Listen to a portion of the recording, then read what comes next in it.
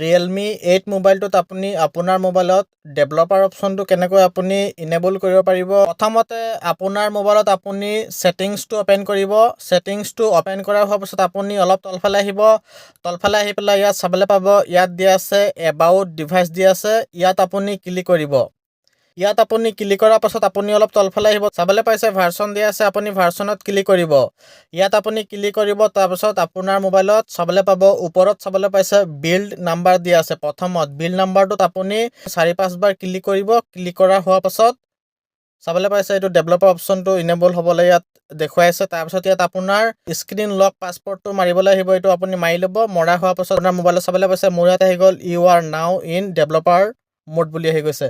তাৰপিছত আপুনি বেক আহিব, বেক অহাৰ পাছত আপুনি অলপ তলফালে আহিব, তলফালে আহি পেলাই চাবলৈ পাইছে এডিশ্যনেল ছেটিংছ, আপুনি ইয়াত ক্লিক কৰিব। ইয়াত ক্লিক কৰাৰ পাছত চাবলৈ পাইছে তলত এইটো ডেভেলপাৰ অপশ্যনটো আহি গৈছে, ডেভেলপাৰ অপশ্যনটো ইনেবল হৈ গ'ল।